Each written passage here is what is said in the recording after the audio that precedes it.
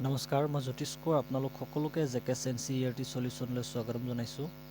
আজি আমি সলভ কৰিম ক্লাছ 9ৰ মেথছৰ এক্সাৰচাইজ 4.1ৰ কুৱেশ্যন নম্বৰ 2। কুৱেশ্যন নম্বৰ 2ৰ আমি 1 আৰু 2 অলৰেডি আমি সলভ কৰিছোঁ। 1ত আমি কনচেপ্টটো ডিছকাছ কৰিছোঁ প্লাছ 1টো সলভ কৰিলোঁ আৰু 2টো আমি সলভ কৰিলোঁ। আপোনালোকে এই আগৰ ভিডিঅ'কেইটা চাই ল'ব, চাই ল'লে এই গোটেইখিনি আপুনি বুজি পোৱাত সুবিধা হ'ব। চাওক আমি এই কুৱেশ্যনটোত কুৱেশ্যন নম্বৰ 2ৰ 3, 4, 5, 6, 7, 8 আমি গোটেইকেইটা একেটা ভিডিঅ'তে সলভ কৰিম। গতিকে ভিডিঅ'টো অকণমান দীঘলীয়া হ'ব, গতিকে আপোনালোকে অকণমান ধৈৰ্য ধৰি ভিডিঅ'টো চাব। আৰু একেলগে যদি আমি গোটেইকেইটা কুৱেশ্যন কৰোঁ তেতিয়াহ'লে বুজাত একেবাৰে সহজ হ'ব। সেইকাৰণে মই গোটেইকেইটা একেলগে কৰিম আজি। এতিয়া চাওক কুৱেশ্যনটো মই আকৌ এবাৰ পঢ়ি দিছোঁ। Express the following linear equations in the form ax plus by plus c is equal 0 and indicate the values of a, b and c in its case। এতিয়া কি কৈছে যে তলত কিছুমান লিনিয়াৰ ইকুৱেশ্যনছ দিয়া আছে, সেই লিনিয়াৰ ইকুৱেশ্যনছবোৰক কি কৰিব লাগে, এই ax plus by plus c is equal 0 ফৰ্মত আমি লিখিব লাগে আৰু লাষ্ট কি কৰিব লাগে, তাৰ পৰা a, b আৰু c কেইটা উলিয়াব লাগে গোটেইকেইটাৰে। গতিকে আমি ইয়াৰ আগৰ যেটো 1 নম্বৰ ভিডিঅ' নাম্বাৰ 1ত আমি কি কৰিছিলোঁ, লিনিয়াৰ ইকুৱেশ্যন কি বস্তু, ax plus by plus c is equal 0 যেটো ষ্টেণ্ডাৰ্ড ফৰ্ম, লগতে a, b, c যিকেইটা নেকি ৰিয়েল নাম্বাৰ, এই গোটেইকেইটা বিষয়ে আমি ডিছকাছ কৰিছোঁ। গতিকে সেই ভিডিঅ'টো আপোনালোকে চাই ল'ব, তেতিয়া বুজি পোৱাত সহজ হ'ব। এতিয়া আহোঁ আমি 3 নম্বৰ যেটো লিনিয়াৰ ইকুৱেশ্যন। ইয়াত দিয়া আছে কি -2x plus 3y is equal 6। এইটো এটা লিনিয়াৰ ইকুৱেশ্যন। লিনিয়াৰ ইকুৱেশ্যন কাক কয় মই ডিছকাছ কৰিছোঁৱে, তথাপি এবাৰ কৈ দিছোঁ। হাইয়েষ্ট ডিগ্ৰী, য'ত হাইয়েষ্ট ডিগ্ৰী 1 হ'ব, এটা হাইয়েষ্ট ডিগ্ৰী 1, গতিকে এইটো এটা লিনিয়াৰ ইকুৱেশ্যন। আৰু এইটো কি 2 ভেৰিয়েবলৰ লিনিয়াৰ ইকুৱেশ্যন। কি কাৰণে চাওক, ইয়াতে দুটা ভেৰিয়েবল আছে, এক্স ৱাই দুটা ভেৰিয়েবল আছে, সেইকাৰণে এইটো কি হ'ব, লিনিয়াৰ ইকুৱেশ্যনছ ইন 2 ভেৰিয়েবল। এতিয়া ইয়াক আমি এই ax plus by plus c is equal 0 standard ফৰ্মত লিখিবৰ কাৰণে কি অলপ সাল সলনি কৰিব লাগিব সেইটো চাওঁ। এতিয়া মই কি কৰিছোঁ, ইকুৱেশ্যনটো লিখি লৈছোঁ, তাৰপিছত কি কৰিছোঁ, এৰেঞ্জ কৰিছোঁ। ৰিএৰেঞ্জিং দ্য ইকুৱেশ্যন উই গেট কি পাম, -2x প্লাছ 3y -6 ক'ৰ পৰা আনিলোঁ, এই 6টোক আমি ৰাইট ছাইডৰ পৰা লেফ্ট ছাইডলৈ লৈ আহিলোঁ। 6ৰ আগত প্লাছ আছিলে, গতিকে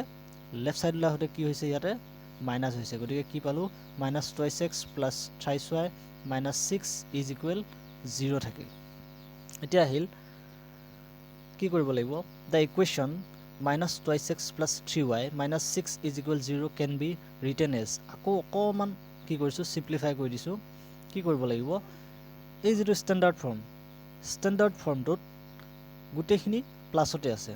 সেইকাৰণে আমি কি কৰিব লাগিব, এই ইকুৱেশ্যনটোত যিখিনি মাইনাছ আছে সেই মাইনাছখিনি ব্ৰেকেটত ৰাখি আমি প্লাছ বনাব লাগিব। এতিয়া -2x চাওক, -2x হ'লে -2টোক আমি ব্ৰেকেটত ৰাখি দিলোঁ x, -2 × x প্লাছ 3yটো প্লাছতে আছে, গতিকে এইটো প্লাছতে থাকক। -6টো কি কৰিলোঁ, মাইনাছটো আমি 6ৰ লগত ভিতৰত সোমাই ব্ৰেকেটত ভৰাই দিছোঁ, তাৰ আগত আমি কি লিখিছোঁ, প্লাছ লিখিছোঁ। Same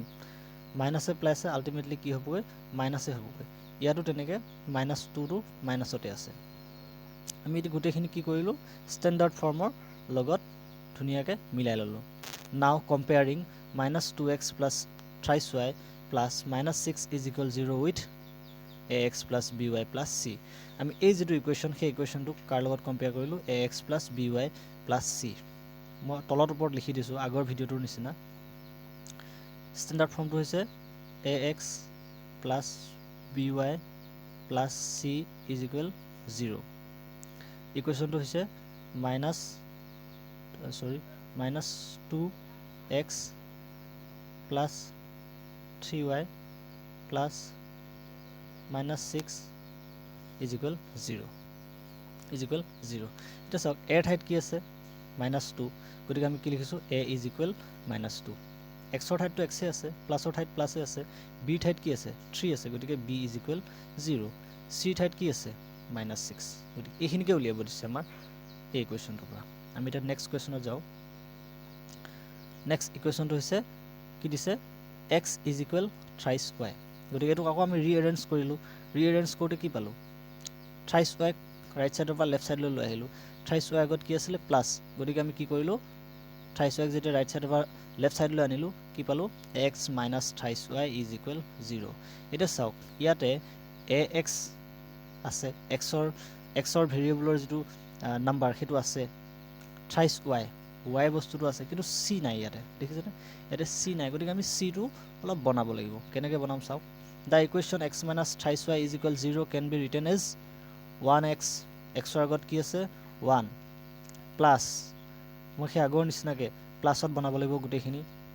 plus minus 3y plus চিৰ ঠাইত যিহেতু একো নাই গতিকে আমি চিৰ ঠাইত কি লিখিলোঁ 0 ইনটু চি 0 ইনটু চি মানে কি আল্টিমেটলি 0 হয় একোৱে নাই 0 মানে কি একো নাই সেইকাৰণে আমি এনেকৈ বনাই লিখিব পাৰোঁ গতিকে 0 ইনটু চি ইজ ইকুৱেল 0 গতিকে ধুনীয়াকৈ এইটো ষ্টেণ্ডাৰ্ড ফৰ্মত আহি গ'ল গতিকে আমি কি কৰিব পাৰিম এতিয়া কম্পেয়াৰ কৰিব পাৰিম ওপৰত কি থাকিলে ষ্টেণ্ডাৰ্ড ফৰ্মটো x plus B Y plus C is equal 0 তলত আমি যিটো ইকুৱেশ্যন পালোঁ ইকুৱেশ্যনটো 1x plus minus thrice y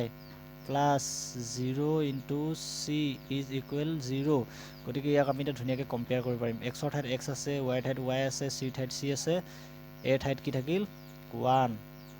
বিৰ ঠাইত কি ওলালোঁ মাইনাছ 3 চিৰ ঠাইত কি উলিয়ালোঁ 0 গতিকে ধুনীয়াকৈ আমি ইণ্ডিকেট কৰিব পাৰিলোঁ নেক্সট ইকুৱেশ্যনটোত যাওঁ নেক্সট ইকুৱেশ্যনটো ঠিক তেনেকুৱাই twice x is equal minus 5y দিয়া আছে গতিকে আমি এইটো কি কৰিম ৰিএৰেঞ্জ কৰিম ৰাইট সাইডৰ পৰা লেফ্ট সাইডলৈ লৈ আহিম মাইনাছ 5y মাইনাছ 5y যদি ৰাইট সাইডৰ পৰা লেফ্ট সাইডলৈ লৈ আহোঁ কি পাম twice x plus 5y is equal 0 ইয়াতো ঠিক তেনেকৈ চি নাই গতিকে আমি কি বনাব লাগিব চি বনাব লাগিব চি বনাব লগা হ'লে কি কৰিব লাগিব the equation twice x plus 5y is equal 0 can be written as twice x plus 5y plus 0 into c মই লিখা নাই 0 ইনটু চি জাষ্ট 0 লিখি দিছোঁ 0 ইনটু চি মানে কি আল্টিমেটলি 0 হ'ল গতিকে ইয়াক আমি আকৌ কম্পেয়াৰ কৰিম কম্পেয়াৰ কেনেকৈ কৰিম x plus B Y plus C is equal 0 তলত মই জাষ্ট ইকুৱেশ্যনটো লিখি দিম ইকুৱেশ্যনটো কি twice x plus 5y plus 0 is equal 0 গতিকে কি আছে এক্সৰ ঠাইত এক্স আছে এৰ ঠাইত কি আছে 2 আছে বি ঠাইত 5 আছে ৱাই ঠাইত y আছে চি ঠাইত কি আছে 0 আছে গতিকে এৰ ঠাইত কি 2 বি ঠাইত কি পালোঁ 5 চি ঠাইত কি পালোঁ 0 গতিকে এনেকৈ আমি ইণ্ডিকেট কৰিলোঁ নেক্সট আহোঁ নেক্সট ইকুৱেশ্যনটো দিয়া আছে thrice x plus 2 is equal 0 ইয়াতে যদি আপোনালোকে ভালকৈ চায় এই যিটো এক্সৰ ঠাইত এক্স আছে ৱাইৰ ঠাইত ৱাই আছেনে ইয়াতে ৱাই নাই চিৰ ঠাইত কি আছে 2 আছে গতিকে ইয়াতে নাই কি মিছ হৈ আছে ৱাই গতিকে আমি এইটো কি বনাব লাগিব আমি কি কৰিলোঁ এতিয়া the equation thrice x plus 2 is equal 0 can be written as কেনেকৈ বনাম আমি ৱাইটো কেনেকৈ বনাম যিহেতু একো নাই মানে কি 0 গতিকে থ্ৰাইছ এক্স প্লাছ 0y মানে কি আল্টিমেটলি 0 একোৱেই নাই সেইকাৰণে আমি বনাই ল'ব পাৰোঁ যে 0y প্লাছ 2 ইজ ইকুৱেল 0 গতিকে এইটোক আমি কম্পেয়াৰ কৰিব পাৰিম থ্ৰাইছ এক্স কেনেকৈ কম্পেয়াৰ কৰিম এতিয়া এই ষ্টেণ্ডাৰ্ড ফৰ্মটোৰ লগত কম্পেয়াৰ কৰিম thrice x plus 0y plus 2 is equal 0 এৰ ঠাইত কি পালোঁ 3 গতিকে 3 লিখিছোঁ বিৰ ঠাইত কি পালোঁ 0 গতিকে 0 লিখিছোঁ চিৰ ঠাইত কি পালোঁ 2 গতিকে আমি 2 লিখিছোঁ এনেকৈ জাষ্ট বনাই ল'ব পাৰিম এতিয়া আহোঁ আমি নেক্সট ইকুৱেশ্যনত কি আছে y মাইনাছ 2 ইজ ইকুৱেল 0 তাৰমানে ইয়াতে কি আছে y আছে 2 মানে কি c কিন্তু ইয়াৰ কি নাই x নাই গতিকে আমি ইয়াত xক বনাব লাগিব এতিয়া xক বনাইছোঁ কেনেকৈ 0x মানে কি আল্টিমেটলি কি 0 গতিকে একোৱেই নথকাৰ কাৰণে আমি 0x প্লাছ 1y আগত কি আছে 1 একো নাই মানে 1 এটা থাকে প্লাছ মাইনাছ 2 সেই আগৰ নিচিনা আমি গোটেইখিনি প্লাছত বনাইছোঁ গতিকে আমি এইটোক এতিয়া কি কৰিম কম্পেয়াৰ কৰিম নাও কম্পেয়াৰ কেনেকৈ কৰিছোঁ চাওক 0x plus 1y plus minus 2 is equal 0 compare কৰক এৰ ঠাইত কি আছে 0 বি ঠাইত কি আছে 1 চিৰ ঠাইত কি আছে -2 একেবাৰে ইজি নেক্সট ইকুৱেশ্যন এতিয়া চাওক নেক্সট ইকুৱেশ্যন আকৌ উল্টা পুল্টা কৈ দিছে 5 = 2x গতিকে ফাৰ্ষ্টত কি থাকে সদায় কি থাকে ax তাৰমানে x থাকে x ভেৰিয়েবল থাকে ফাৰ্ষ্টত গতিকে আমি কি কৰিছোঁ ৰিএৰেঞ্জিং দ্য ইকুৱেশ্যন কি কৰিলোঁ উল্টা কৰি দিলোঁ কি 2x = 0 that is 2x - 5 5টোক আকৌ ৰাইট ছাইডৰ পৰা লেফ্ট ছাইডলৈ লৈ আহিলোঁ 2x - 5 পালোঁ এতিয়া আমি x ভেৰিয়েবল পালোঁ কিন্তু কি নাই y নাই গতিকে y নথকাৰ কাৰণে আমি yটো বনাব লাগিব 2x + 0y - 5 = 0 গতিকে আমি কম্পেয়াৰ কৰিলে কি পাম সেই আগৰ নিচিনা xৰ ঠাইত কি আছে x আছে a ঠাইত কি আছে চাওক মই টানিছোঁ এবাৰ a ঠাইত কি আছে 2 y ঠাইত কি b ঠাইত কি আছে 0 c ঠাইত কি আছে -5 গতিকে a ঠাইত 2 b ঠাইত 0 c ঠাইত -5 গতিকে আজিৰ কুৱেশ্যনটো ইমানতে থাকিল যদি আপোনালোকে ভিডিঅ'টো চাই ভাল পায় তেতিয়াহ'লে লাইক কৰিব কমেণ্ট কৰিব আৰু যদি কিবা কনফিউজন থাকে তেতিয়াহ'লে কমেণ্ট বক্সত জনাই দিব থেংক ইউ